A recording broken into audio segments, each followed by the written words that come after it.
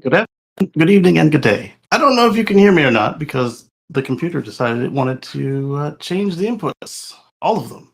And I've had somebody trying to help me type, and the browser needed a reset. It's just been a perfect storm of just uh, technical difficulties. Eh, we'll get it. We'll get through it. Stand by. All right. So first, I need to fix the speakers to be this. There we go. Camera we fixed already before we came online. We fixed the chat before we came online because if we don't, then who knows? We can fix it later. Okay, so we're now putting the stream in the right playlist. Then we've got to let the co-hosts know where to find us at if they show today. And then we'll get started. We'll have to actually load up the articles, which thankfully I did that ahead of time. Let me open up chat and make sure that you guys can hear. So if I haven't said it already, good afternoon, good evening, and good day. Good morning to those of you on the West Coast. Oh, you're helping? Read your headphones. And all right, so the stream's going the right place. Now we need to be able to actually interact with the stream as a broadcaster. High five. Yes, thank you. Yep, there it is. Now I can push the button, control center. Up, up, up, up. All right. It's a black screen. That's not looking good. Down. Okay. Bye. And all right, so it's connected. Is the audio connected? It is connected, but it's coming through the speakers of the laptop again, even though it should not. So that might explain why the Mac thing was up, because they were telling me they were going to be useless today. Oh, yeah. All right, so that's going in the right place now. All right, let's get a link to let these folks in. Add guests. I'll do the email guests first, because they already know what we're going to be talking about once they get this email. Or I should say, the email has what we're going to be talking about already.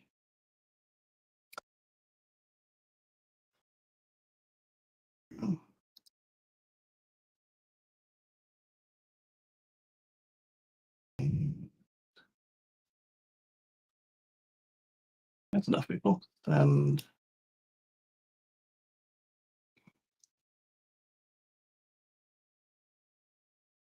focus on chat. No internet connection. You lie. Because if there were no internet connection, how would we be doing this? All right, so send them a link to the studio. Tesla launched an unbeatable leasing offer for Model 3 and Y, but there's a catch. All right, Dan, I'll indulge. What is your catch? That you can't buy the car? We knew this already. Copy link. We'll open up a new tab over here. It's a new window over here.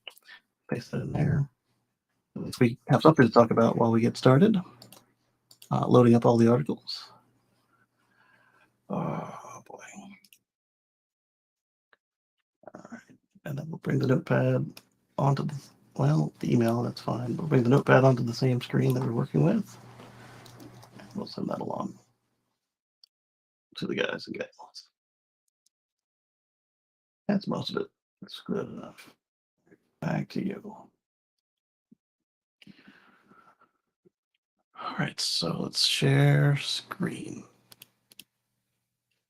All right, so chat might be working. I don't know if chat works or not.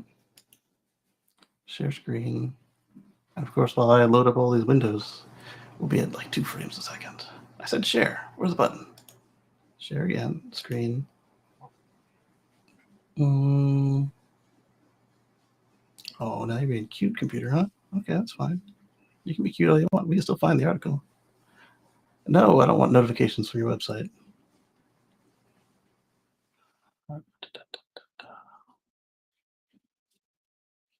Word Tesla. There it is. That does not match with what I see on screen at all. We'll share that. We'll tell them no. No. We'll put ourselves in a more aesthetic view. There we go. All right, so Tesla just launched an unbeatable leasing offer for Model 3 and Model Y, but there's a catch. And while we deal with that, So I've got the articles. I've got them basically summarized. I've read most of them. However, I didn't take the time to put them in order because yesterday ran a little bit longer than I expected and started a little bit later than we intended. All right, so we've got a Tesla Semi. Oh, why would you open in that window? We're just trying to be cute. All right, do this. There you go. All right, we're gonna continue our numbers week from last week because of the way the month ended. We ended up in the middle of all of it. We'll talk some more about Model Y after this. And I don't usually talk about Tesla prices, but I actually picked an article for a reason. Then we've got some good news about superchargers from MrSupercharger.com. And, well, I'm not giving you the news. I'm reporting on the report. And then we'll talk about an electric lawnmower from Honda. So let's go back to what you guys see on my screen, and that is a good enough buffer. All right, so Tesla recently slashed the price of the Model 3 and Y in the US, causing investors to panic. Not really. It might have caused short sellers and people who don't know what they just bought to panic. But anyone who's been watching Tesla for even a year or two knows what's going on with this. Let alone if you've been in since, shoot, for the last 10 years like I have. Over 10 years now, shoot. So the rear-wheel drive, you drive home a rear-wheel drive as little as $250 a month for a 2-year contract with 8,000 miles a year or 8,000 miles a month or something like that. The catch is you cannot keep the car at the end of the contract. This is not new. How is that news? This is the case for the Model Y and Model 3 leases for, if not the entire time, for at least since Elon was like super emphatic that the robotaxi fleet would be full of Model 3s. So it would had to have been before Model Y came out. But I still think this is from the inception. The only real changes they made to the Model 3 and Y lease is that they removed the provision for you to trade it in at anybody other than Tesla. So that part is like, how are you going to be a car news site and miss that? That's not at all news. And it's not a catch. It's been there. So anyway, I'll tell you the article and more conditions about that in the fifth paragraph. Let's see what it is. Let's go to the fifth paragraph. Let's see what it is. I'm betting what happened here is the comments were not nice about that. All right, so let's see. 1, 2, 3, 4, 5. I'm not seeing the word update anywhere, so let's just basically let you drive with your cars for free.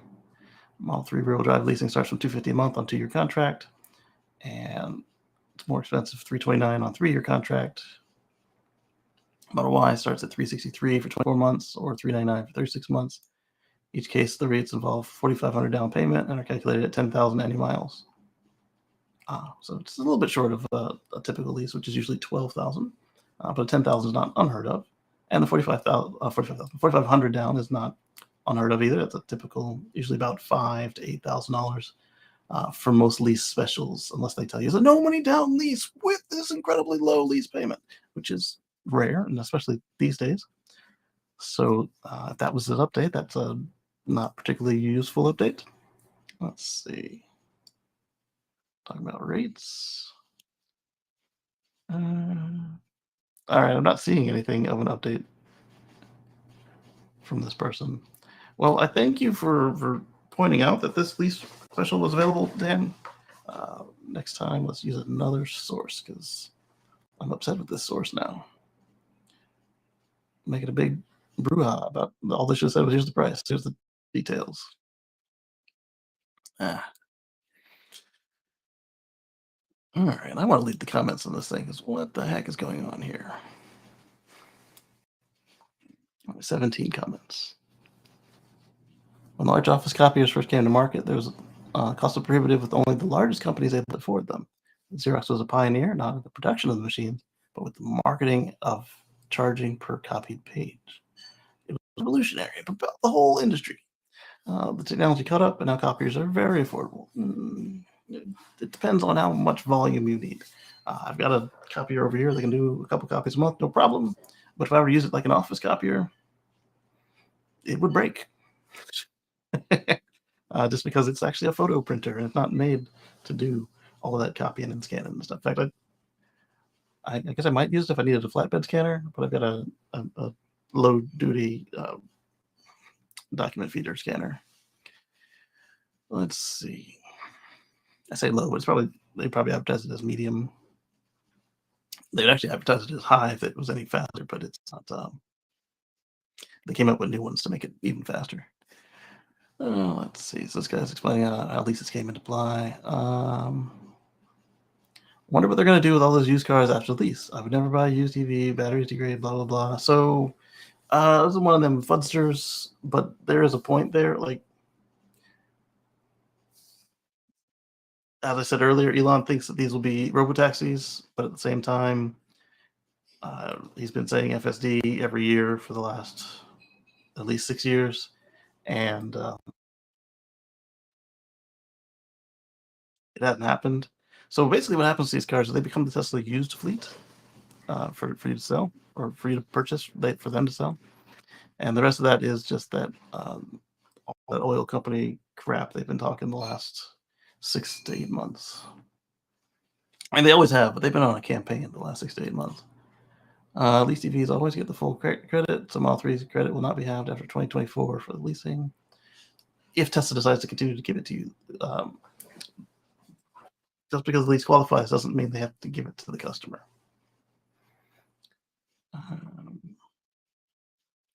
Sales have stalled. Tesla sold everything they had.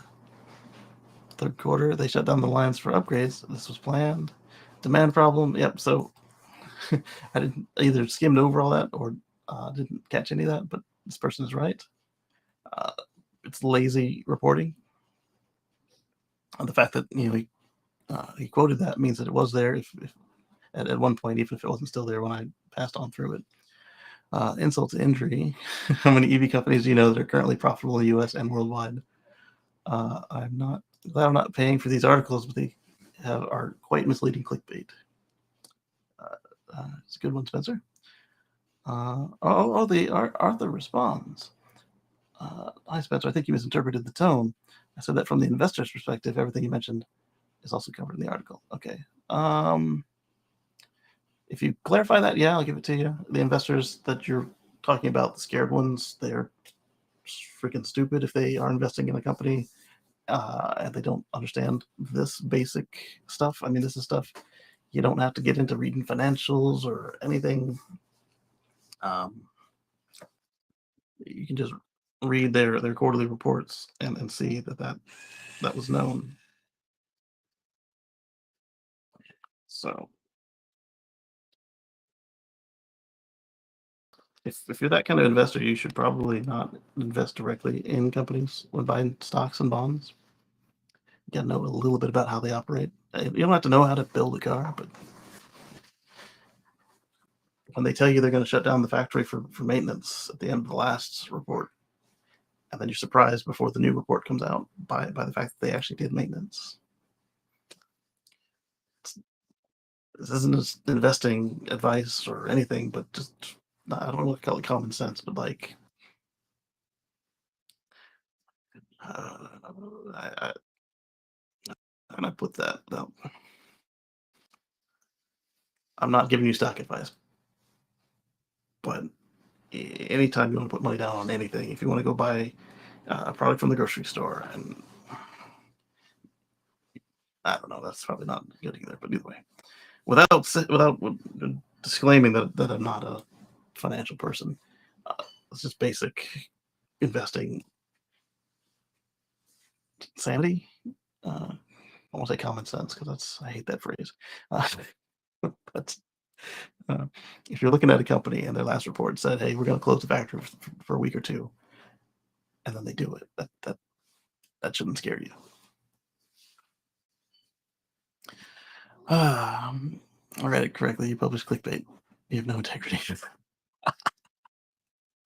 Oh, $250 a month on lease. They forgot to mention you had to put down 45. Just read the terms if you're going to say, "I want that lease special." What's in the special?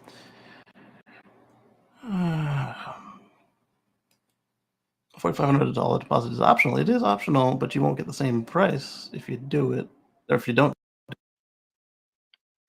Yeah, that's what he's saying there.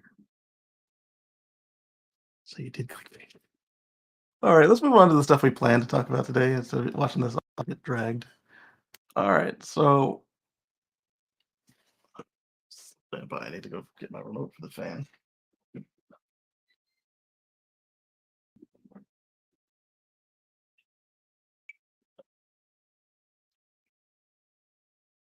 All right, much better. A new law opens the door for Tesla semi-truck in Australia. And when this was announced, some folks were like, "What about Europe?" Trucks this size were already allowed in Europe, despite what people tell you. They might not be preferred, but this particular it fits in Europe. At least the width. The width was the problem here, and there's a new law in Australia that allows trucks as wide as just a semi there. So allowing trucks on Australian roads could open the door for electric semi, blah blah blah. And this is the shape that Australians and Americans like for our trucks. So the next question would be, since this thing has a 82 gross in the States, I'm curious, what the heck does this child put in my socks? Um, 82 gross in the States, but you can do road trains in Australia. I'm curious what it'll do to that. Oh, so you'll have to pardon me while I eat between uh, articles and such because my breakfast is fun. Thank you. Anyway, Australian government announced that you can now have trucks up to 2.55 meters, an increase of 50 millimeters, provided they're fitted with advanced safety systems, including blind spot reduction technology and electronic stability control, advanced emergency braking, and lane departure warnings. What does the truck with 14 cameras have on it? All of that. So, welcome to Australia. All right. I don't know how I'm gonna do this. I know it's rude to eat, but you guys know how long this show goes on, and I haven't eaten yet. All right. I already clicked this button. All right. Apparently, I was late to the show because there's nobody on YouTube, but that's okay. You guys can catch the replay. But it also means we won't know if the chat's working or not. Anyway, Volvo was instrumental in pushing through the changes. Interesting. Clearest immediate barrier, from Tesla's perspective, is Australia's 2,500 millimeter width limit. And ADR, I don't know. Is Australia driving regulations? I don't know what that is. ADR.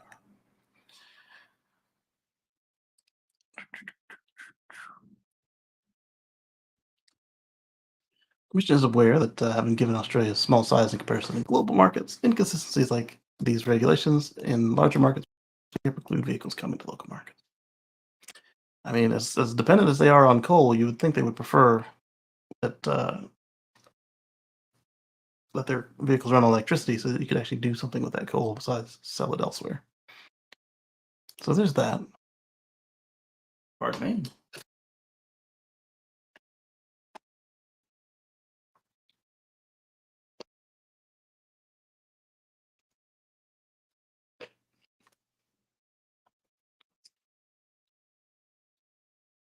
I talked about sales. So we're going to look at the Mitsubishi Outlander now.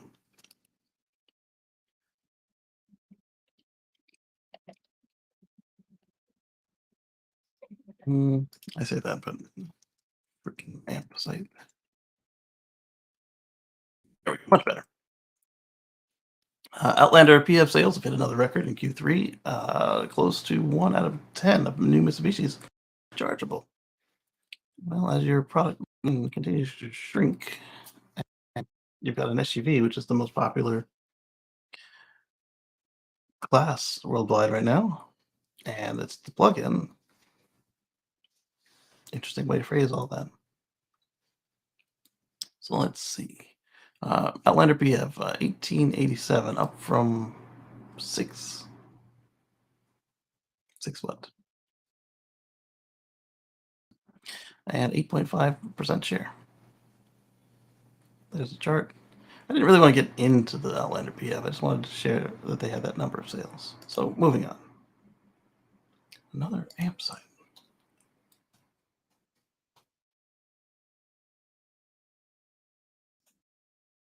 There we go. All right. So the Nissan battery electric sales hit a 9-year high in quarter 3, 2023. That's incredible because uh, that's the highest since they started selling the Leaf, which was in 2012. So that was 11 years ago. That's I don't know what happened to Nissan. They started out strong and then just like, and yes, all the stuff with Carlos Gillen definitely did play into all of that, but that wasn't the only problem of theirs. All right, so let's look at what Nissan did. Third quarter, they did 200,334 vehicles. I'm guessing that's overall, because Nissan is a smaller auto company. 40% more than a year ago. So this year, they sold almost 648,219 vehicles, which is up 28% year over year. And now let's look at their all-electric division. Surged by 376% year over year. Yeah, because the Aria finally hit volume, and everybody knew the Leaf was on its way out the door. They got 6,074. Wow, you are catching up to Rivian. How do you fall so badly? How do you fall so badly? The highest quarterly result since Q4 of 2014. The result is not the highest among BEV manufacturers. No, really? I think they beat GM there probably, but I'd have to go look at it. I don't think they actually beat GM there. No, that doesn't sound right because Ford and GM and Rivian were all in the tens of thousands. So they beat somebody. Lucid. This result is not the highest among BEV manufacturers, but it might be a sign that Nissan is finally turning around its EV sales after a very long time of lackluster results in the EV space.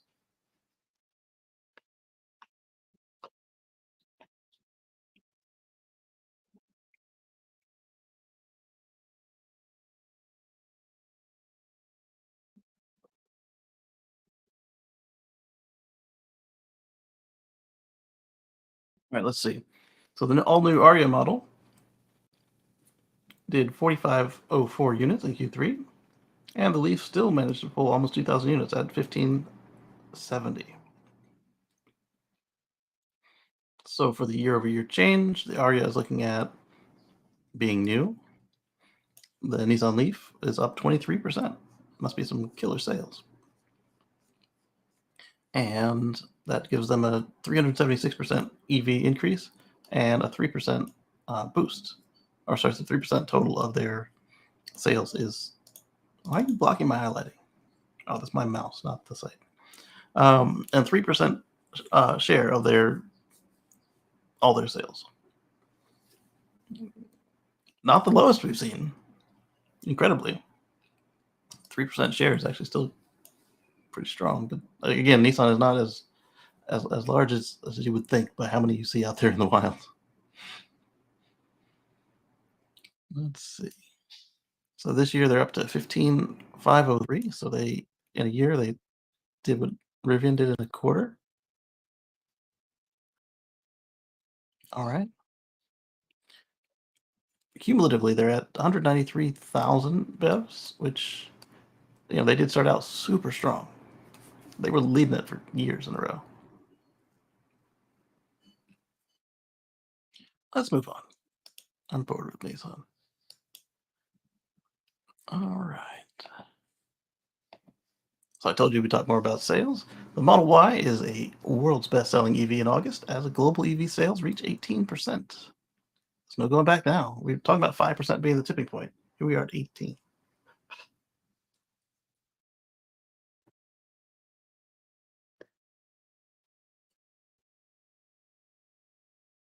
All right, sorry about that. All right, so August has been processed.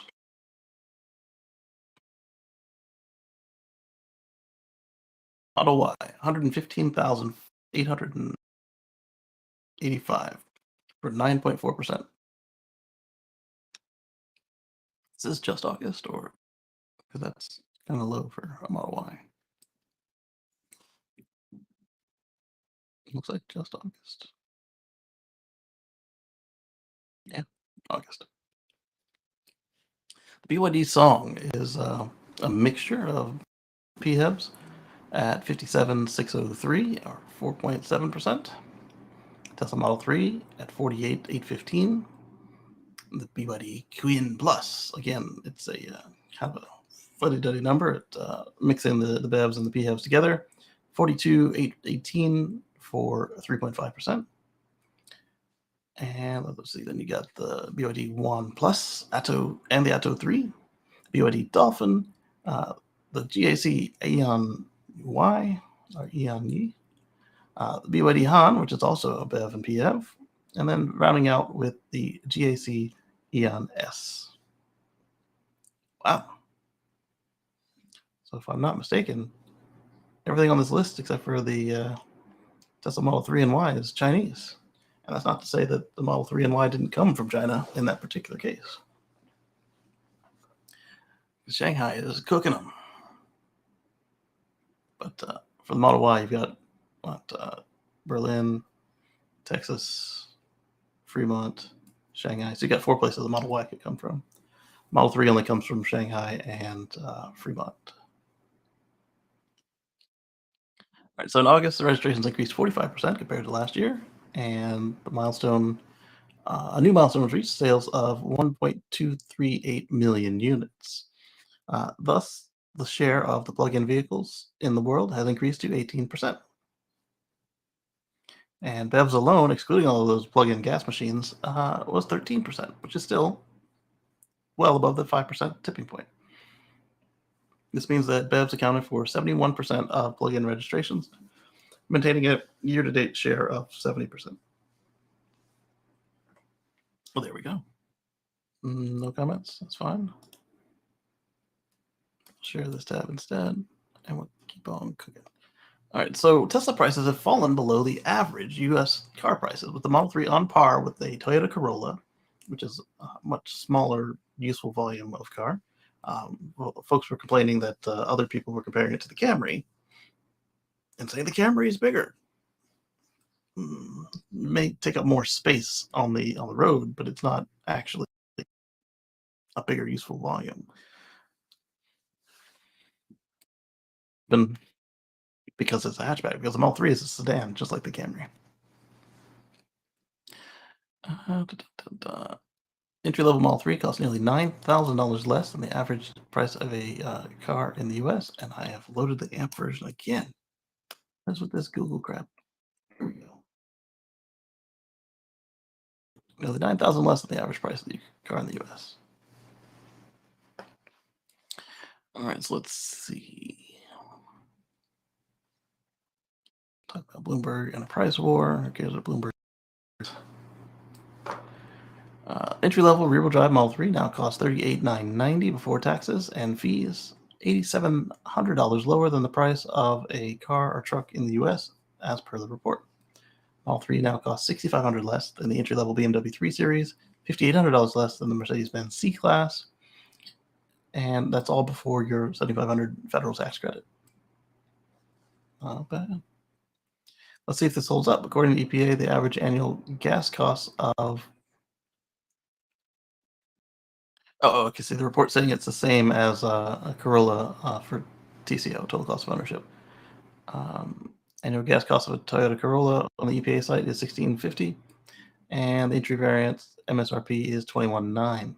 Based purely on gas prices and base MSRP, excluding maintenance and other expenses, Corolla's ownership over 3 years would be roughly $26,850.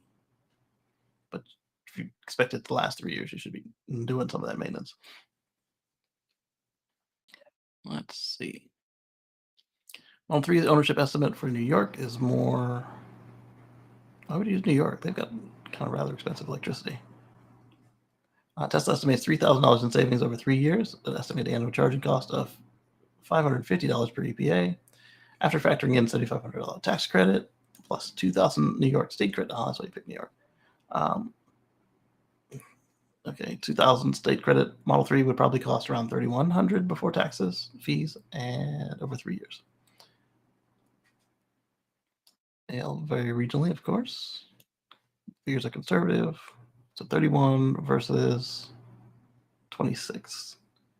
So you would need to see their methodology to be able to recreate their numbers rather than just picking New York. Price cuts and investments in Cybertruck production have squeezed the brand's profit margins. So, back to the Bloomberg stuff. Let's see what the people say.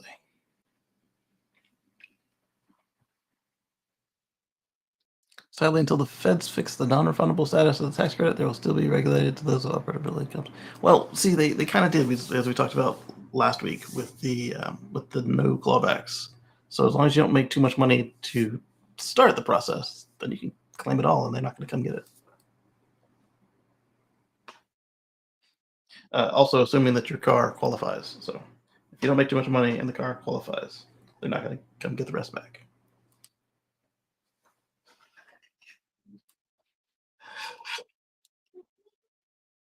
Bananas.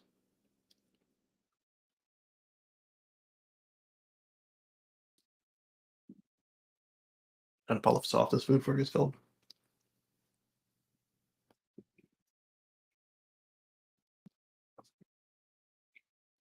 All right, there we go.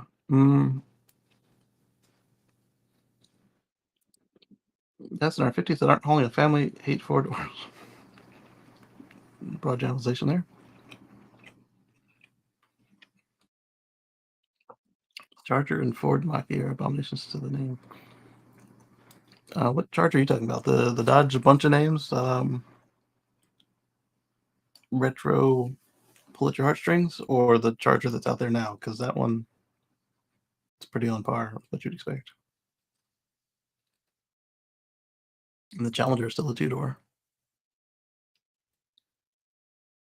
I mean, just given by the fact that he's trying to lump the Mach-E in with the Charger. There are no electric Dodges yet. What's he going on about? Anyway.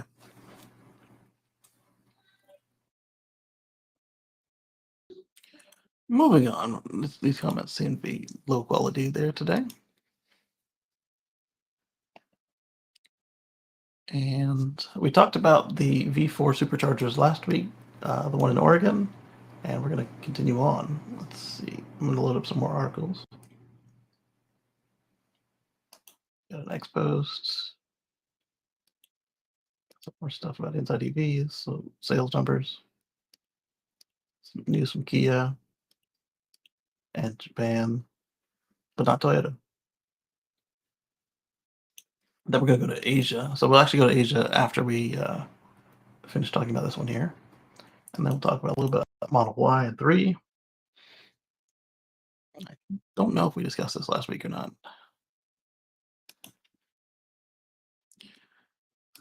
All right, so we're here. So the first superchargers, yes, you knew this. However, what's new for us is the Nevada site. So let's go look into that.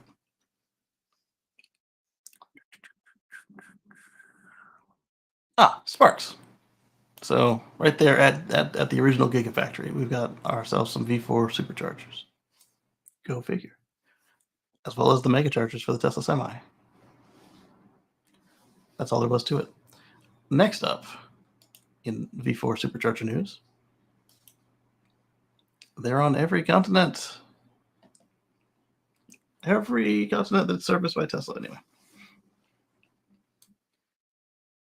Is that accurate? I don't know that they're actually in Africa yet. And they don't really have a presence in South America like that. Every major continent that Tesla services, North America, Asia, Europe, now has a V4 supercharger. I'm not saying that Africa's not major, it's huge, but they just aren't making the money for Tesla yet. So yeah, so we got a V4 supercharger. Let's see where in Asia, because that's going to tell us what type of plug is on this thing. in Hong Kong. So I think Hong Kong would give us the what type of port do they use in Hong Kong? Hmm. Causeway Bay.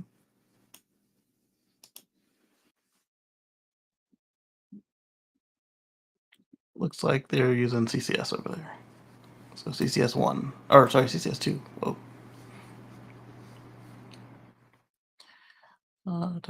That's cool. The reason that you get kind of confused over there is you got something separate in China.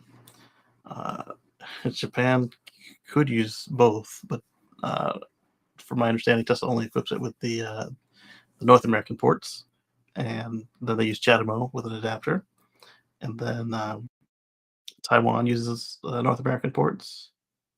Singapore does.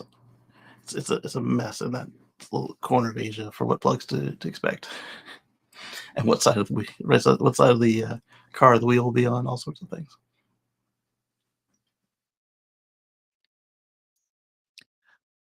There's the writers do all prices in dollars may sound US-centric, but in reality it works better than internationally. Is da, da, da, da. Um, what you could do is do like Drive Tesla Canada does, and put the local currency, and then convert it to Canadian dollars. And since Teslarati is or at least targeting American, I don't know if they are, then you could do local currency with the US dollar in as your conversion. Oh, so it sounds like they didn't convert it over at all. They had to look it up. Hong Kong dollar is about 13 cents, so about 45 cents per kilowatt hour. It's a bit more than I pay for superchargers around here. Last I charged was 36 cents a few months ago, but I don't hardly ever charge anywhere but home and office, so things may have changed. There we go. So V4 superchargers are popping up everywhere. So whatever was holding them back before has now been resolved. All right, let's go back and talk about Honda now. It's not going to be what you'd think, but we have touched on this before with Honda. So here we go. I told you. All right, so Honda, we talked about how they were shutting down a small engine plant in South Carolina. And I wondered why they don't just make electric mowers. There it is.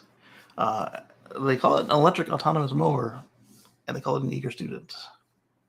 It's not a lie. The autonomous part is that it won't run stuff over that it can see and sense. And the student is because it does exactly what you told it to do the first time. You have to sit on it and drive a path, and then it follows that path again later. It's a mimic. It's not it's not AI. It's a mimic. So what we'll do is the video has sound, but nobody speaks. So we'll mute it and read the screen.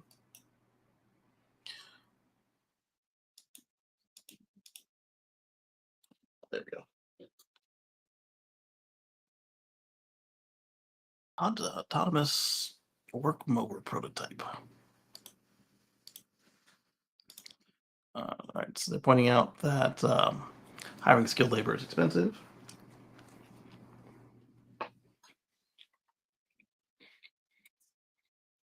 And it's going to learn your route.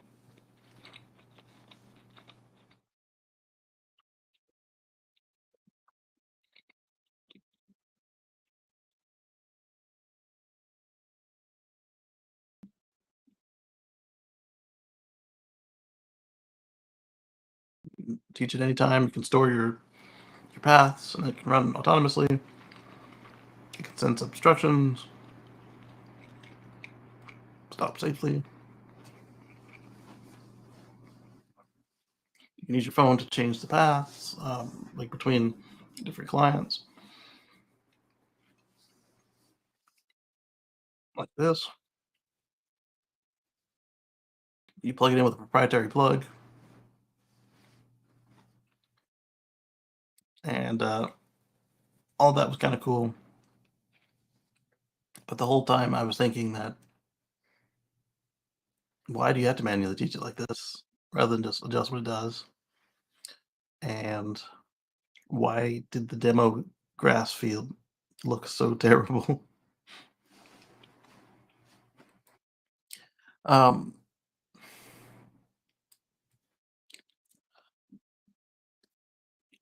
the one thing about teaching it and following a path is that you don't have to worry about like the older Roombas where they would just kind of bounce around until it was done, or even some of the smaller home units where they still do that, just bounce around, and they either have a buried wire or a GPS boundary. But like this right here, like they could have made it look more appealing on the rather than just like that overcut, half dead field. I don't know.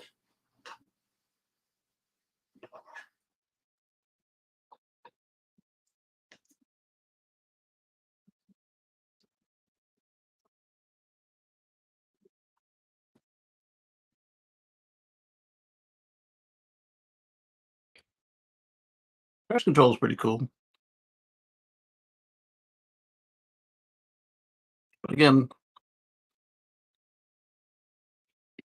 you would have to trust that they knew how to program, but not how to care for the yard to make it look like that.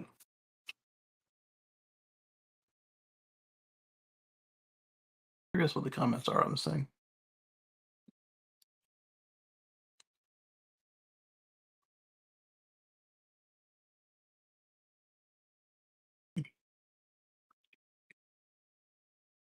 This Roomba for your lawn may not catch on in the south and southwest of the U.S.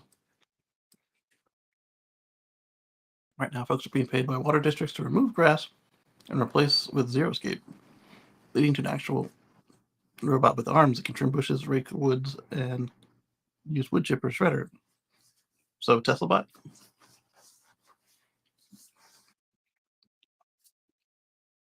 I've been wondering when something like this would come around. They've had smaller yard ones available for some time, but there are a lot of people with larger yards and businesses that could really benefit from something like this.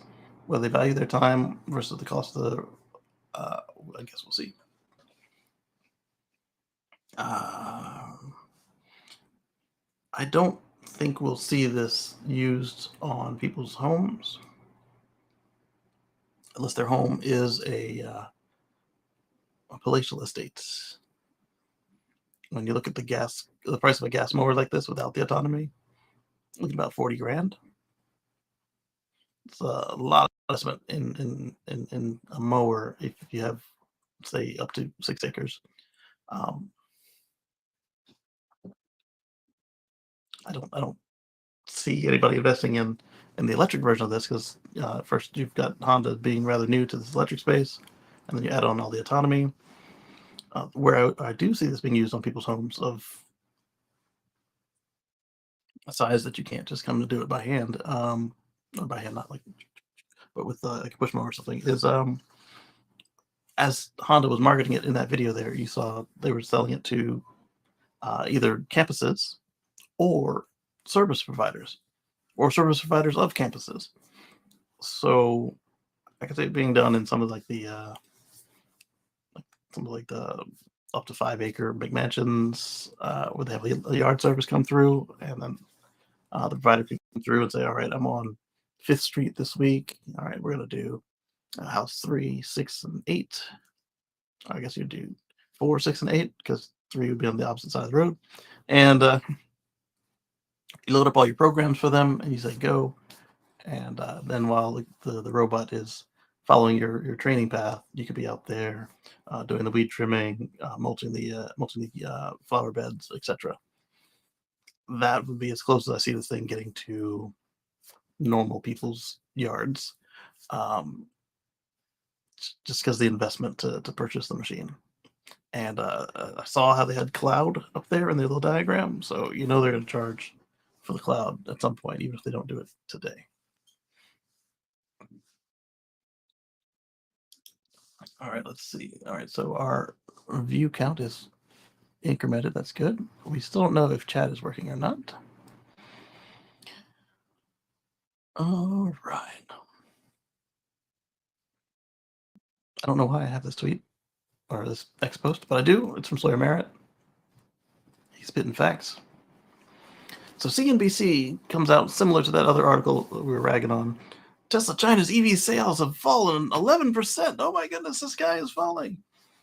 Bullet points. Tesla China made EVs sales decreased 10.9% year over year for the month of September, according to China Passenger Car Auto Association. The company's stock fell 2% on Monday, but recovered later in the day. News of Tesla sales have dipped. News of Tesla sales dip comes a week after the company announced third quarter vehicle deliveries that came below deliveries in production from the previous quarter. As they told us it would. Hey, we're going to shut down the factory long enough to retool it. Our deliveries are going to be down next quarter from the current quarter. What did they do? Exactly that. They retooled all the factories, all of them. Well, I don't know if they shut down Berlin, did they? They did Fremont, they did Austin, and they did Shanghai. So to think they didn't do Berlin would be...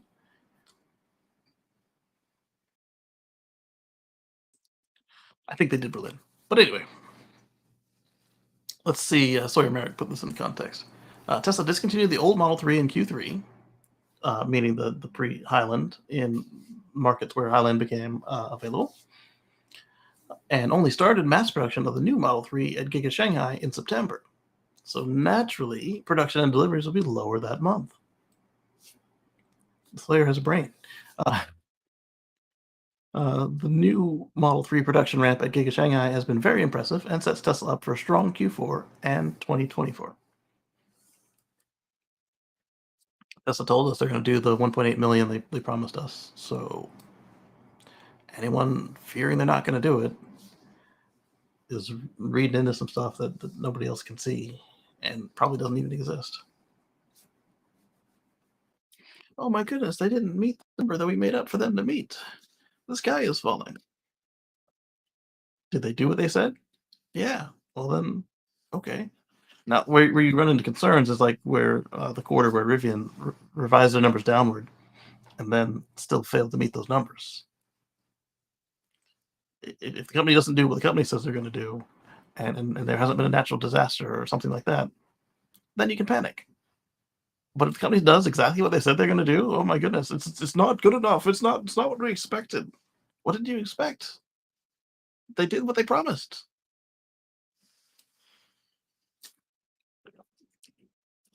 Moving on. It's so easy to understand this context, but they either don't take the 5 minutes to do so or just want the most incendiary title they can possibly come up with.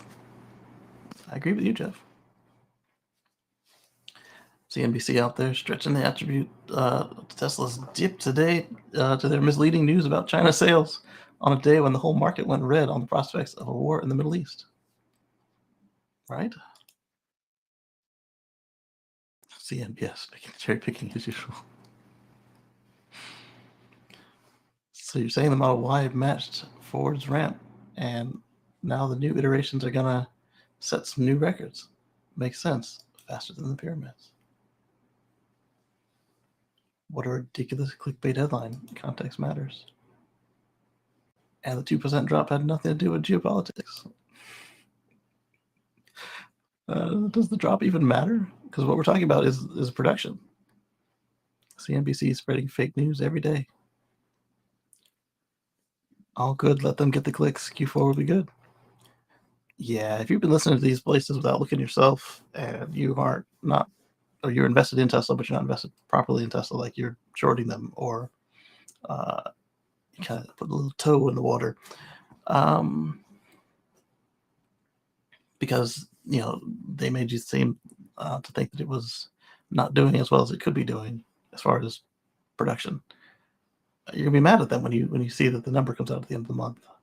Sorry, end of the quarter, and they did exactly what they said, and you were listening to the talking heads and didn't put in what you wanted to put in, or worse, you had shorted it and under the thought that they won't make their 1.8 million or even close, and they come out at 1.789, or they come out at 2.2, like I keep saying, which isn't exactly based on a lot. You're going to be hurting if you were shorting it. Again, not advice, no fiduciary duty to you, etc., etc. All right, moving on. Let's get off X posts. Let's get this off of AMP. How did all my posts get turned back into AMP posts when I changed them in the first place? Share this tab instead.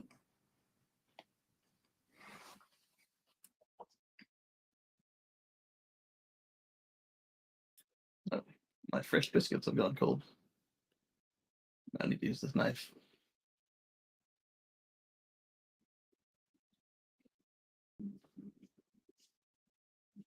All right, let's put a little butter, fake butter, vegan butter. There we go, vegan butter. A little bit of jelly. No. I guess we use a fork. The jelly is warmed up. There. UK plug-in sales have increased to a near record level in September of 2023. All-electric cars recorded their 41st consecutive month of growth, but only thanks to fleet customers. Yeah, UK has been a little busy with stuff lately. Let's see what we're looking at. Increased by 21% year over year to 272,610.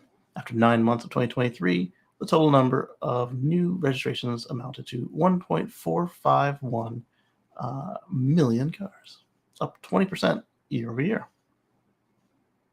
The plug-in electric car segment also expanded, but only slightly faster than the general market. Yeah, but anything is good, right? That's what we're after. Electrify all the things. Future free from fossil fuels. Plug-in hybrids noted a 51% increase. Wow. BEV registrations fell by 14.3%. Ouch. So some of this fuddy-dud talk has been working, hasn't it? Plus, the general look of families' finances.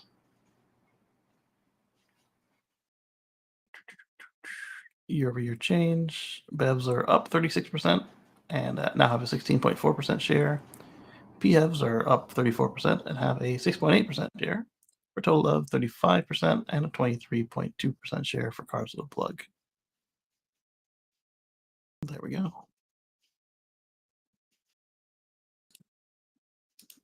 Let's paste this in the chat. Hopefully chat's working. Let's see.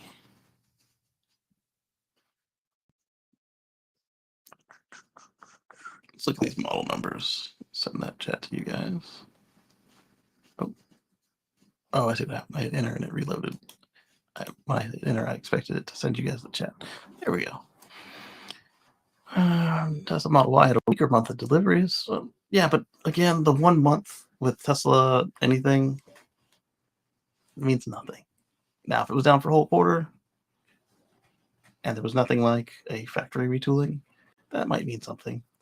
Nissan Kacey, 8565. Ford Puma, Kia Sportage, Ford Kuga, MG ZS, Hyundai Tucson, Vauxhall Corsa, Volkswagen Polo, Nissan Juke, and the MG HS. Those are your best sellers. Where's your plugins?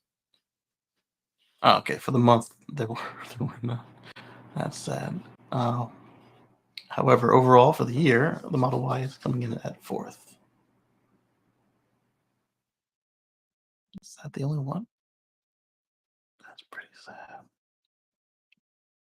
All right, moving on.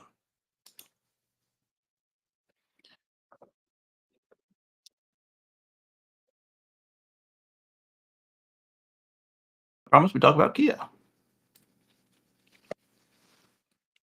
A positive light.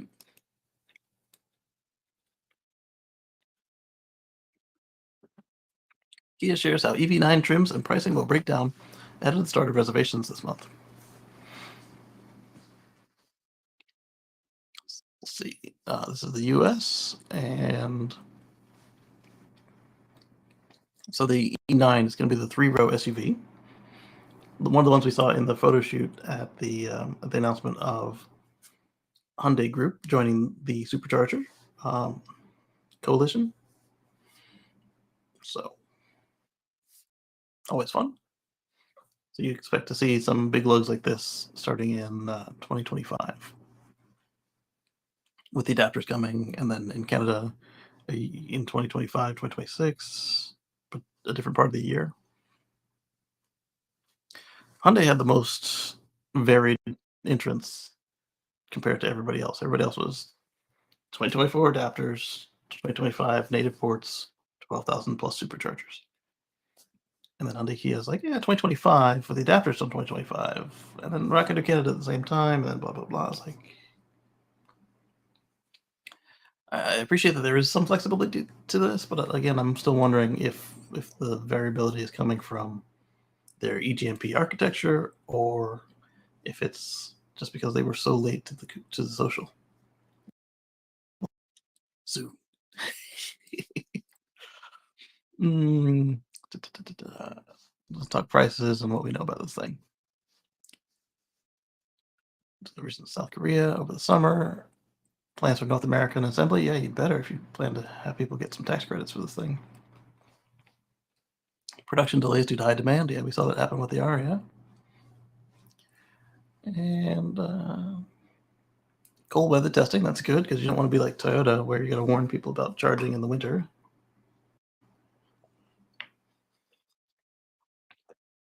Basically kind of wash your hands of it. All right, so it's going to start at the MSRP of $54,900 and will serve as a wake-up call to the industry thanks to its advanced 800-volt eGMP bidirectional charging capabilities, massive interior space, all at competitive pricing. I mean, it is cheaper than a Model X, but technically a Model Y is also a 3-row SUV, so right in line with that one.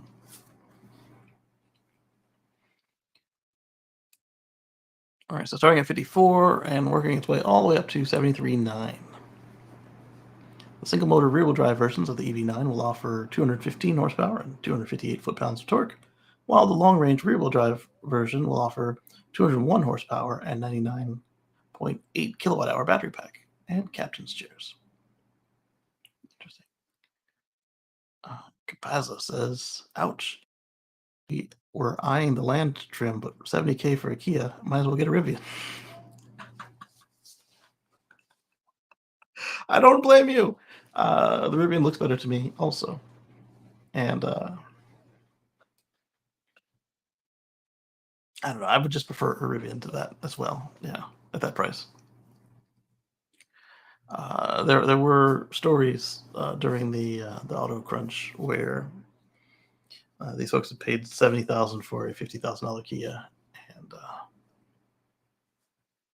and they weren't the only ones. And it's kind of sick what the dealers were doing there. I mean, I don't blame them for making a profit, but wow, 20 grand extra was just same as the Lightnings that were being gouged and the Hummer dealers that were charging double what that thing already cost, which is a lot.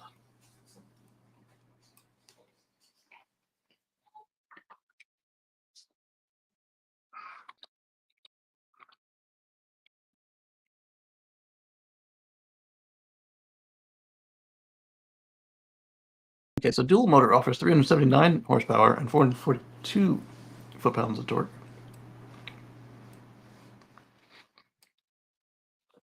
And a heat pump. As standard. So I'm wondering if the heat pump is optional on the rear-wheel drive. And the heated steering wheel, same thing, but that one seems like they could put that in trims easily. Heat pump would be a little bit harder. GT offers the same horsepower but with torque vectoring, all-wheel drive. Interesting. And a bolstered 512 foot-pounds of torque. Kia has plenty more details you can peruse in today's press release, but one last key detail we're missing is the EPA estimated range for all three trims. That being said, we do have the estimated range from Kia per a spec sheet given to dealers. All right, so these could change, and of course your mileage will vary. The light rear-wheel drive, 223 miles, and the wind all-wheel drive, 270 miles. So 223, 250, up to 300 miles. Interesting. Is this one you were looking at? Did the pricing push you to a Rivian? Let us know. I'm curious. Rivian R1S is smaller and at least 50% more expensive. Probably double the price once you get it configured. Not really comparable vehicles. Is it? Rivian is significantly more and won't qualify for the tax credit. Yep, but get 350-mile range too. Longer range, bigger battery, or get the Air. Am I supposed to get excited over another $60,000, $70,000 SUV EV with not enough range? Even at $45,000, I wouldn't consider this. That's Fluffy Cat. And I'm gonna go ahead and say it, even though we don't see Eddie in chat. Eddie's gonna say that same old SUV look, right? Eh. We wish them luck because it's an EV. All right, so I said we were going to talk about Japan and not Toyota, so let's do that next.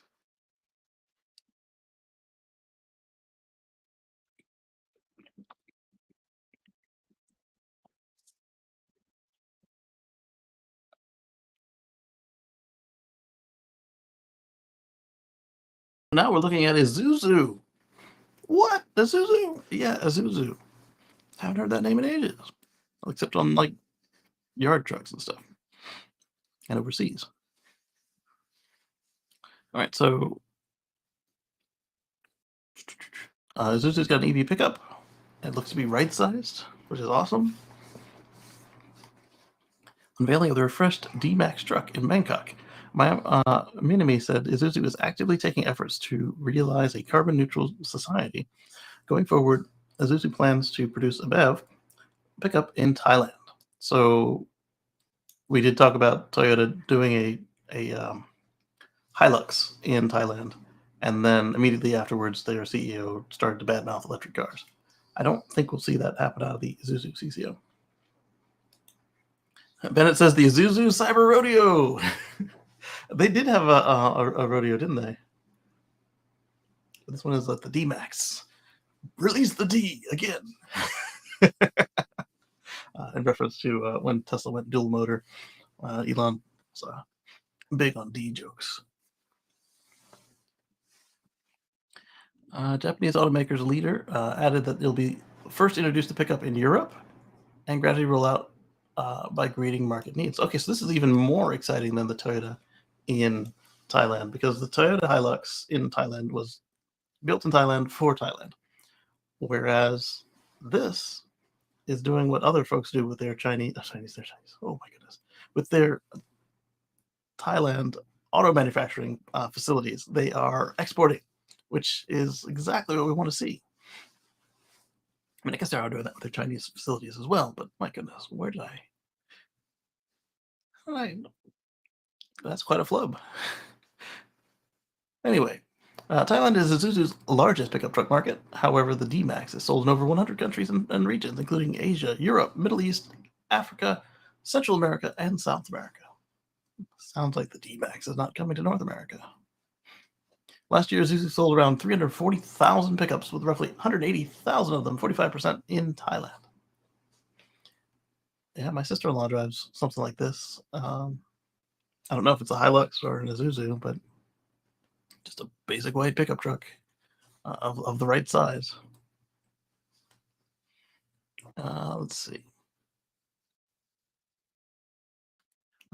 In UK, only one other pickup is currently on the market: the Maxus T90 EV, with an 88.5 kilowatt-hour battery, sold capacity, and 330 kilometers of WLTP range. Wow! So now you've got two electric pickups, assuming that nobody else wants to try and bring a pickup to the UK, which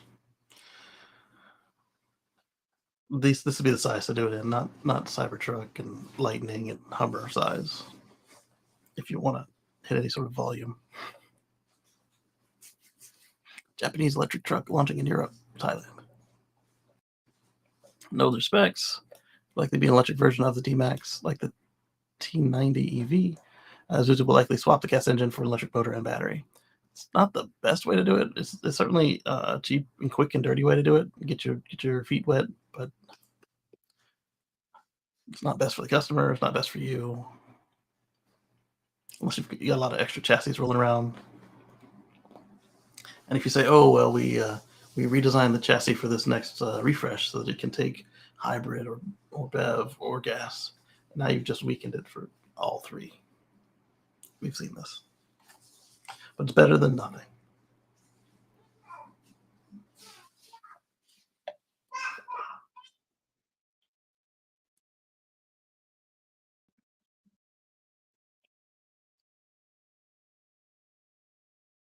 Isuzu will have competition in Thailand, including Geely's Radar R6, considered China's first pure electric outdoor lifestyle brand. So the Rivian of China, the Radar R6.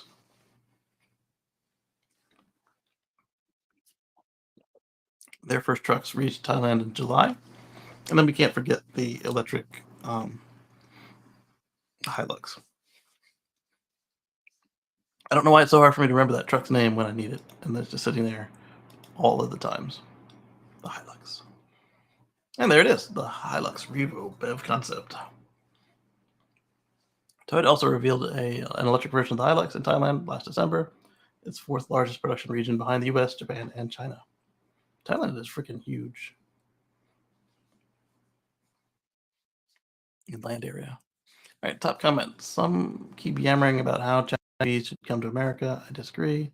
But welcome to Isuzu in a heartbeat. Yeah, they make a high quality product. Also consider that some brands have left the US might reconsider if the market is EVs. Isuzu have a nice advantage in terms of experience in they're still here for I don't know if it's the same company, but they're still here for commercial trucks. And they have name recognition still here, so it wouldn't hurt them to come to the States if there's a product that can meet a niche. Versus what the Chinese have to deal with is all uphill. Will it make it to the US? I won't get my hopes up. They already pulled out of the US market in 2009 after GM discontinued the platforms it used in partnership. They're running out of time to come back. It's already cut its full year outlook in Thailand by 18% after LCV sales fell 26% in the region in the most recent quarter. The automaker cited slumping demand and deteriorating financial environment. I don't think it's slumping demand as much as people don't have the money to buy new vehicles right now. Not nobody, but like a lot less people than they're planning on. Thailand accounted for nearly 79% of all EVs sold in Southeast Asia. Really? By 2030, Thailand aims for 30% of its 2.5 million annual vehicle production. Kudos to them. Let's see here. I'd welcome Isuzu back to the US market, but only if they promise to bring Joe Isuzu back. Oh.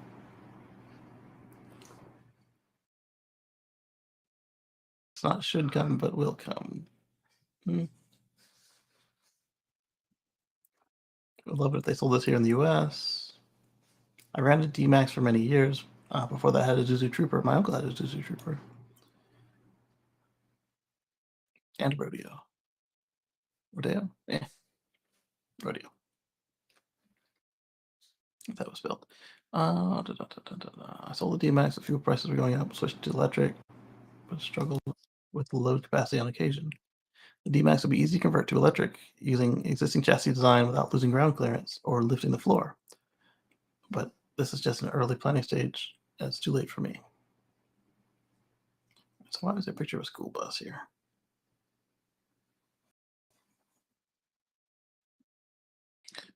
I saw a bunch of this Cybertruck with revealed. I'm not going to bother with it until we see something else. Some guy took a tape measure to the back of the truck, and then some other guy complained about it. Said you did it wrong. California's about to go next level with electric school buses. In what way? Signed legislation that mandates all new school buses in the state to be electric starting in 2035. There we go. They already lead the U.S. in school bus adoption, electric school bus adoption, with over 2,078 committed electric buses across the state, and 34% of which are already delivered or operating. Assembly Bill 579 is now the fifth state to mandate electric school buses: Connecticut, Maryland, Maine, and New York. There we go. And let's see, electrics take. It'll save the school district's money in the long run, yes. Chicago estimates that each of its electric transit buses saves $25,000 per year in fuel costs. I believe it. To repeat, that's each bus. Oh, yeah, I didn't realize. Yeah, absolutely, that's right. Because diesel on something that's running all day is expensive. Electric buses, I mean, I processed that, but it didn't hit each bus. That's right. Electric buses also get school districts off the diesel price roller coaster, yes, especially if they have some solar. Reduce global warming emissions, and as a result, massive public health benefits. I was about to say it, but there's American Lung Association right there. Actively campaigns for electric buses because close to 25 million kids ride to school every day in a diesel-powered school bus that emits millions of tons of pollution per year. The toxic pollution in diesel exhaust can harm children's brain development and respiratory health. So they're right on top of something that is killing them, and even worse if they're asthmatic. And where is the exhaust on a school bus? Right at kids' face level height. So even more. And now you don't have to worry about that because now if there is a tailpipe for this bus, it's across town at the power plant. And like I said, because that power plant could be the solar plant on the school's roof or at the depot. It doesn't have to have a tailpipe anymore.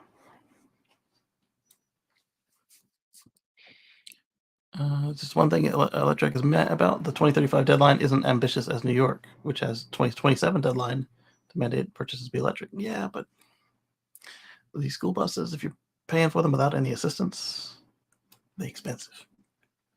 Those big ones, like in the pictures, a couple $1 million. So I don't mind them not making it too hard at the deadline if they're not going to pitch in. I know they had a section about price, but I didn't really care. Not price, but how it's going to be paid for. Let's go look at it.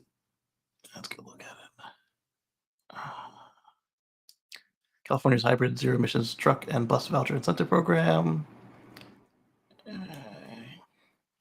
So there's a way to do it, but let's just assume that you're going to try and do it without, right? Give them a little extra time. I drive an electric car, but not an alarmist. Yes, global warming is going to have consequences. So is rising energy prices. My point, however, is 2035. That's not next level. Honestly, that would just be base level. The next level would be 2025. Yes, 2025. Hey, the whole fleet must be electric by year after next. That's aggressive. 2035 is just in keeping with, hey, we're going to make you do what we said we were going to do. Cars and trucks need to be electric by 2035. Was already on the books.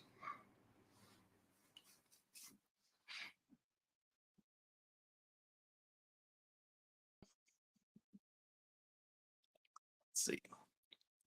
2035 is complete surrender to big oil. The market's hello, 25K per year. We'll move all districts to purchase electric by 2030 at the absolute latest. 2035 is bad. Yeah, 2030 would be reasonable. 2027, like New York, would be aggressive because New York had already announced this a little while ago.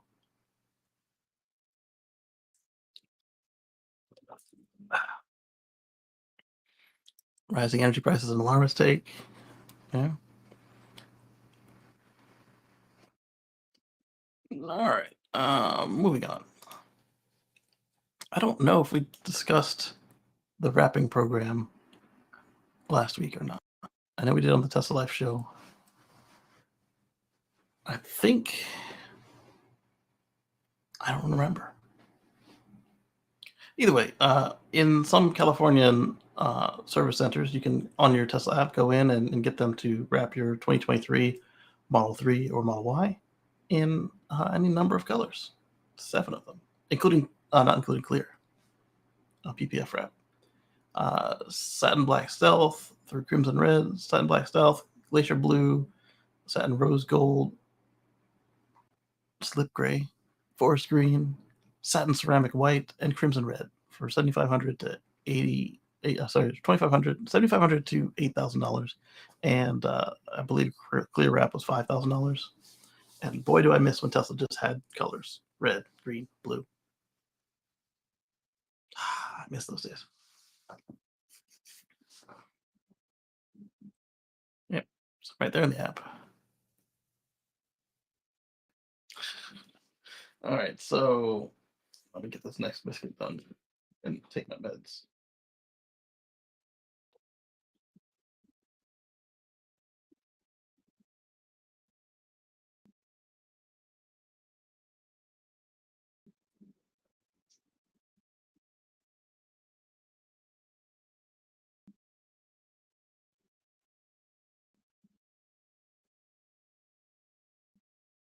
There's a lot less jelly on there than I thought I saw.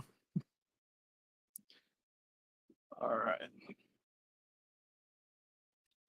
Let's load up some more articles.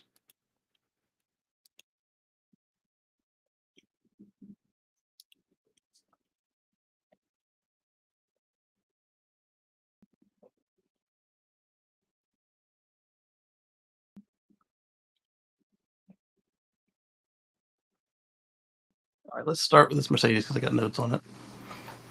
All right, so my notes are: has some significant limitations designed to hit 60% of EU needs, and the manufacturer is quoted saying it's significantly more expensive, but with much lower OPEX.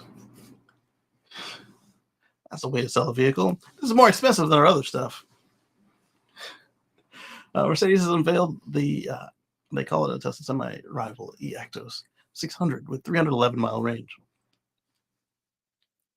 Up to. So it's not a Tesla semi-competitor. It's only got one axle there. It's a drive axle. Doesn't have a tandem.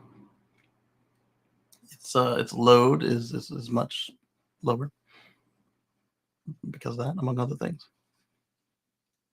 But their whole thing about being able to meet 60% of EU's needs means it's, you out. Let's see. So they unveiled this on Tuesday. It goes on sale near the end of the year, and will feature a range of 311 miles per charge, while carrying as much as 22 tons in cargo. And I'm sure they're not American tons, but they're not that far off from what we can do, which is a long way off from 82 tons because it's a smaller truck, despite the article and Bloomberg article and whoever else trying to cram Tesla in the headline so it meets the search engines. It's expected to charge in just 30 minutes from 20 to 80%. Not bad. The company says that it's roughly equal to the electricity needed to power 1,000 households. Stop measuring stuff that way. Mercedes also shared an image rendering the e-Actros 600 interior can be seen here. Looks very truckish. Crammed in there. The steering wheel's in your lap. Got your air brake control right there. Looks like they just dropped the diesel engine and crammed in batteries and electric motor. Sorry. All right, so here we go. The Mercedes-Benz truck chief executive officer, I'm not going to pronounce that correctly,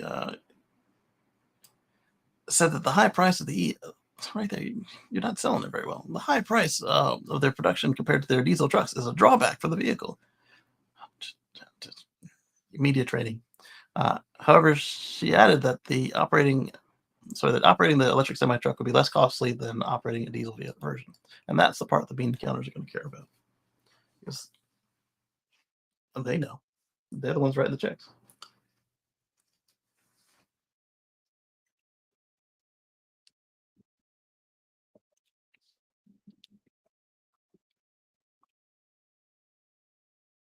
They're authorizing the checks.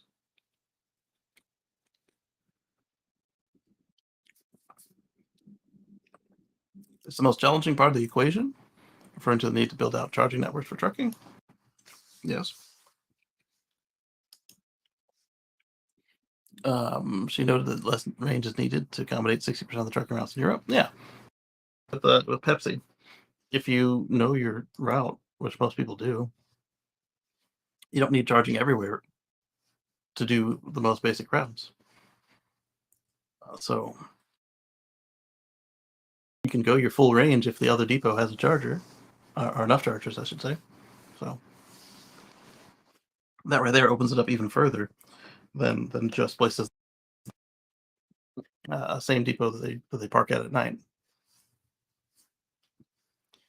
This comes as fellow Tesla semi-rival Nikola said this month it plans to begin delivering its first hydrogen trucks in a few weeks. We'll see. Representing 23 different customers that have ordered the trucks across 223 non-binding agreements. Great confidence. Let's see. Article is misleading since this truck is for the European market with different regulations and characteristics from the American one, and it's a different class of truck for one. Tesla Semi, on the other hand, is thought for the American market and won't be able to be sold in Europe. That's why they look so different, because the first is a Euro Semi and the second is a US Semi. Two different kind of vehicles. Yeah, we have cab overs here in the US. And yes, the first market is the US, but as we saw, Australia has allowed the trucks as wide as the Tesla Semi with all the equipment of the Tesla Semi. And um, they point out the turning radius and a bunch of other stuff. I'm sure they could do a Euro version of that truck without necessarily doing a cab over and still meet the requirements. They would have to cut some of the empty space in the back, but when you look at like some things that people do mocking up, like does it meet the axle requirements for distance and everything? It's not far off. So to just write off the Tesla Semi, something that's never going to show up in Europe, is jumping the gun. That cockpit reminds me of the Ford Econoline van.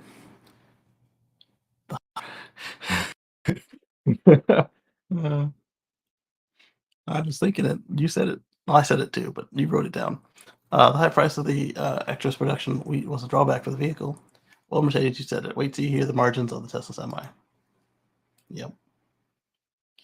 Uh, I love all the talk about hydrogen-powered semis. There's currently not full infrastructure for long-haul EV or H2 trucks. Yeah, but it's a lot easier to get infrastructure for an EV truck put in just at the depots alone, let alone at the fueling stations. H2 is a lot harder to deal with. Electricity is pretty ubiquitous, so megachargers are a pretty easy solution. So right there, the rest is coming. Hydrogen, you can, so getting that was a typo. Stations will need to be built, and then trucks carrying the fuel need to go to the filling stations. The trucks that use the filling stations. So it seems kind of a waste when you could just send the fuel by electrical lines. How much? 500 grand? Question mark. Maybe. Hydrogen semi-trucks also play a role in the decarbonization of the hauling industry, according to the CEO. She said um, the EU goal is to phase out the sale of gas vehicles. So racing out the sale of gas vehicles is fine, but horrible idea. Parallel system combined with electric trucks and the ones that make the most sense. Parallel will remove labor costs as well as the emissions. I'm not sure what he's going for there. Tesla only produced a few dozens of Tesla semis. Hopefully Mercedes will surpass them soon and give Tesla a kick in the pants we need EV trucks yesterday.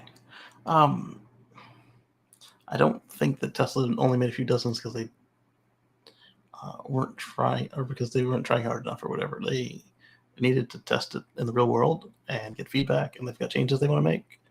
And you don't want to have to make these kind of changes in full serial production. Plus, the factory that's going to make the semi in serial production isn't done yet. So,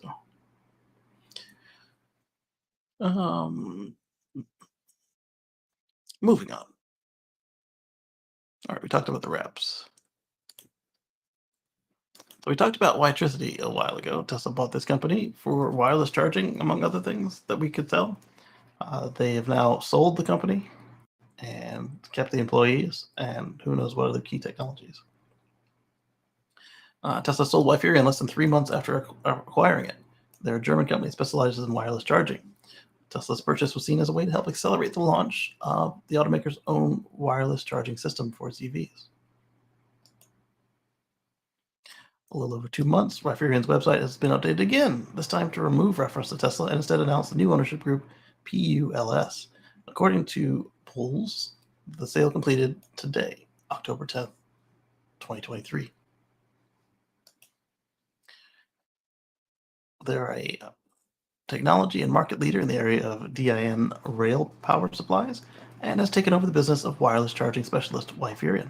Wi-Fi's leading technology is now expanded with the capabilities of technology-oriented company Pulse, with sales of 250 million euros in 2022 from Munich.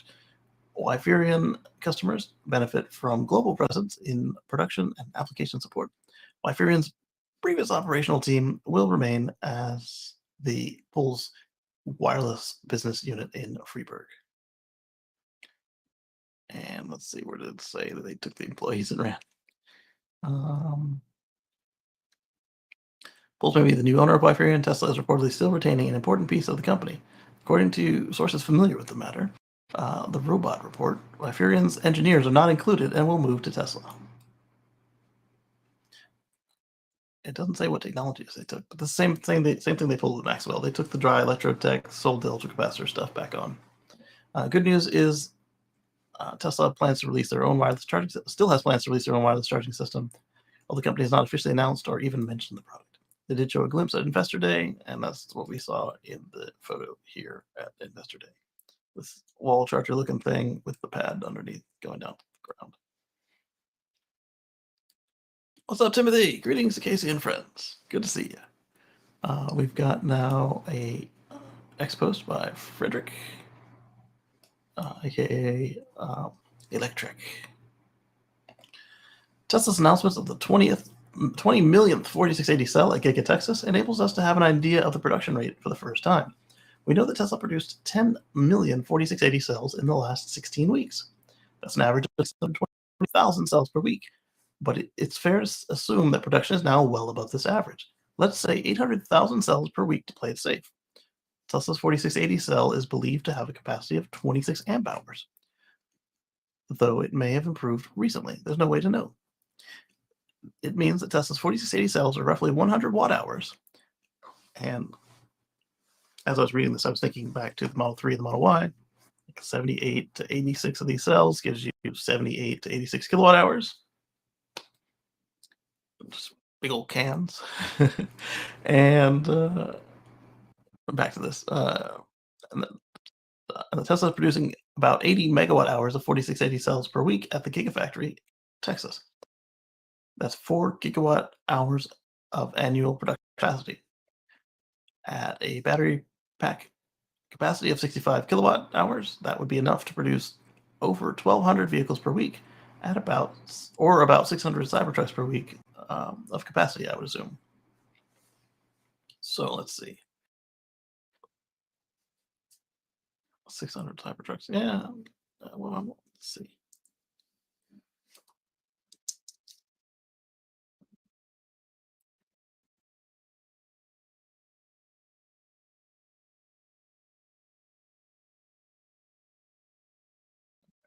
He's saying 78 megawatt hours, gigawatt hours. Trying to figure out what he thinks that a Cybertruck would be. It's an incredible achievement, even based on my conservative estimate. I wouldn't be surprised if Tesla's now close to 1 million cells per week. 65 kilowatts for Cybertruck, I doubt it'll be less than 100 kilowatt hours. That's not what I said. I assumed 130 kilowatt hours for Cybertruck. Yeah, I didn't even have to do the math. He had it right there.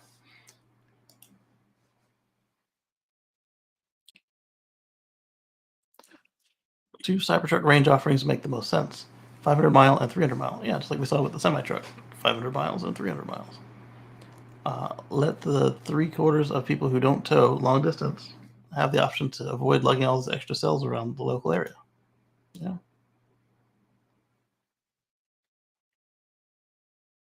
If you extrapolate the growth rate, do you agree they'll be producing the cells they need for all vehicles by 2026? Maybe all the vehicles produced in the US. Wonder what they'll use in the Roadster. Who knows? Who knows? Maybe whatever 4680, 2170s are left over, or if they move the S and the X, if they keep them, whatever was going into them, the 18650s. All right, let's load some more articles. Shout out to this biscuit.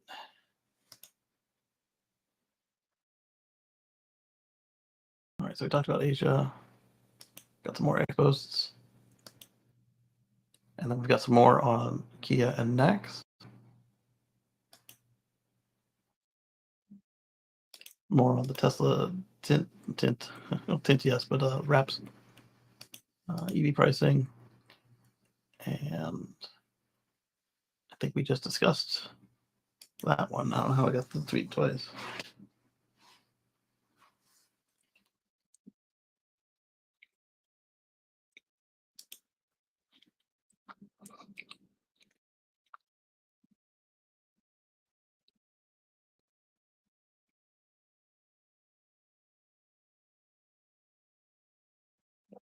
Did not get the tweet twice. It was a Tesla tweet. On X.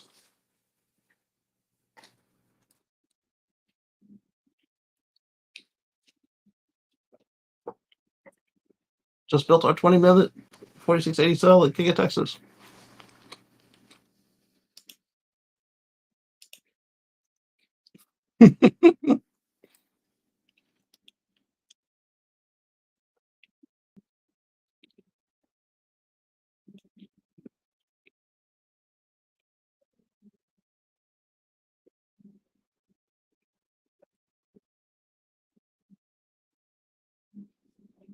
This is an old one right here. Now they have the cyber cell.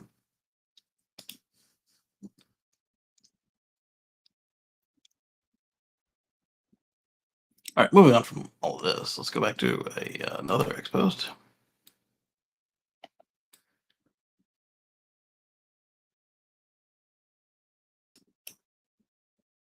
We talked about this one already.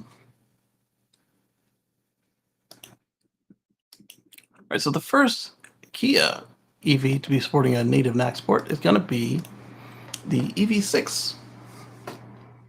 So not a new model, just, hey, let's swap the port out. So it's going to go in this compartment right here.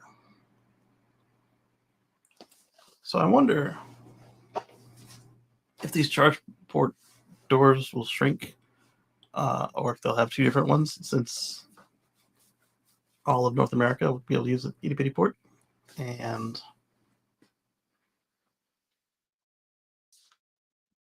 I guess for the truly global cars, they wouldn't change much. Just the same way that the Model 3 still has that. Well, all the current Tesla still have that big flap, even though the NACS port is tiny in there, just so they can fit the dual ports in China and then the CCS port in Europe.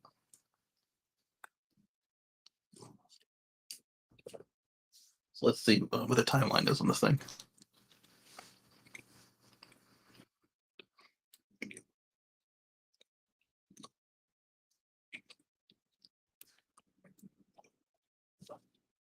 They're talking about the GT trim.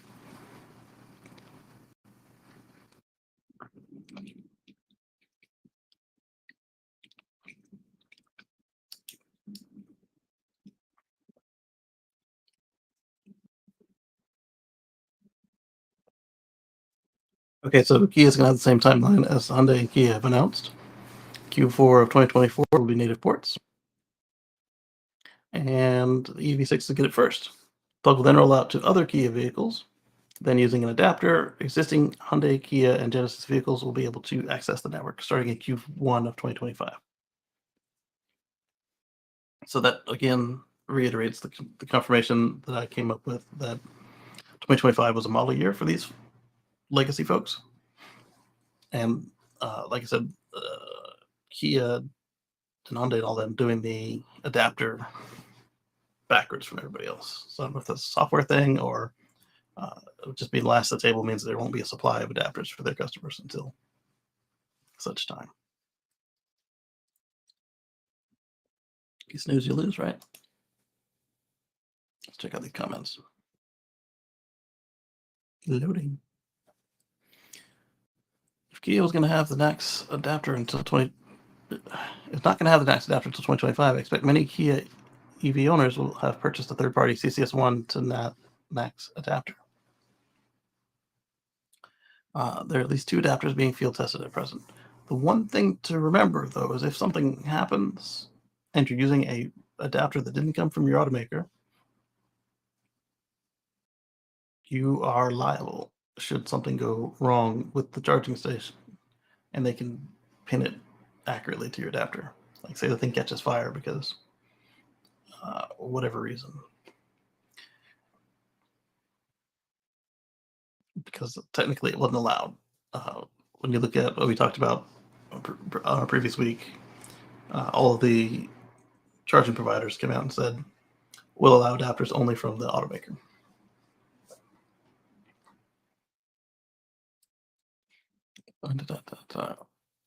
People keep making this assertion, but we don't know that. Hyundai, Kia, Genesis didn't say that. Using the Tesla network could be significantly slower for 800-volt EVs. The Tesla V4 chargers are capable of 1,000 volts, but that's promised to be enabled at some undefined future date. In many areas, using a supercharger is more expensive than CCS, and adding in the non-DC Tesla surcharge will only serve to widen the gap. The added convenience will come at a cost, but open up areas that are underserved by CCS. So yeah, you just said a bunch of stuff that hasn't really been confirmed. If they didn't change anything with the software or the hardware, then yeah, getting these at Tesla sites will be slower. But we don't know that V3 can't take 1,000 volts, and that they won't just change the handles out to be 1,000-volt handles. And we've seen V4s rolling out, but we haven't seen if they're V4s in the States with V3 cabinets or if they were V4s with V4 cabinets and handles. Maybe I'm optimistically reading the Hyundai Kia news release from last week when they said their cars should gain access to high-speed charging. Yeah, I pointed that part out too after sitting on it for a minute. From Tesla chargers. This tidbit from Tesla got everyone excited. Tesla's commitment to expanding its network will enhance customer access to out-of-home charging and fully support ultra-fast charging speeds on Hyundai's advanced EGMP vehicles, including Ioniq 5, Ioniq 6, and the upcoming EV models. Yeah.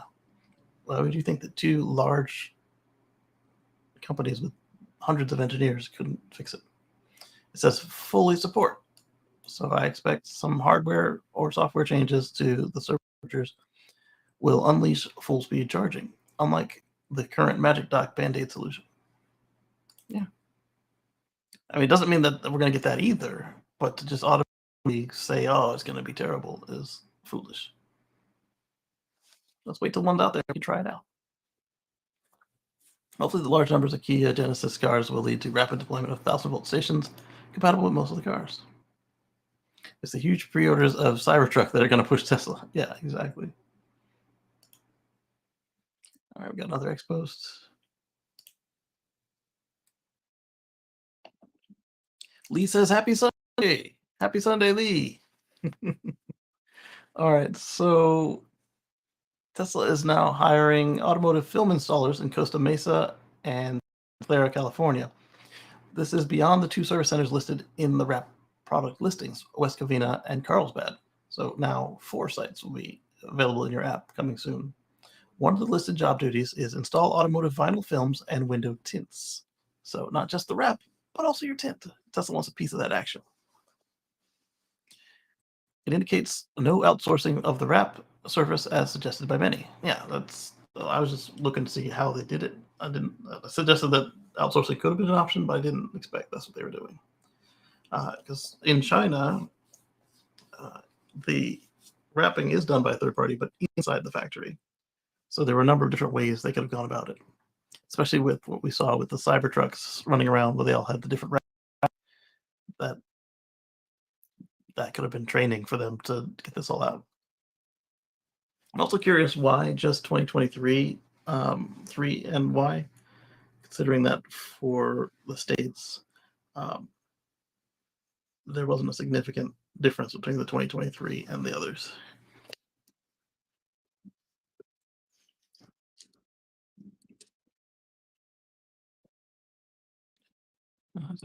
This indicates no outsourcing. Those are the 2 job apps or job listings.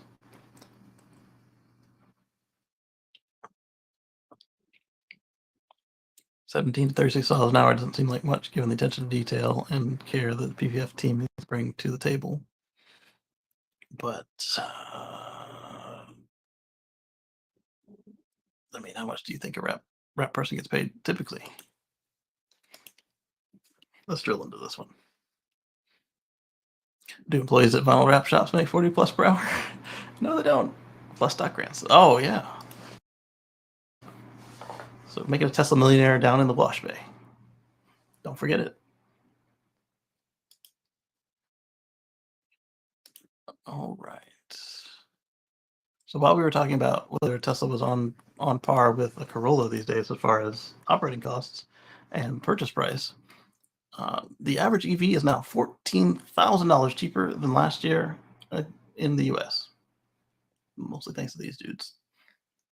Kelley Blue Book released its new value average transaction price report today, and it shows the average price paid for an EV in September was $50,683, down from more than $65,000 a year ago.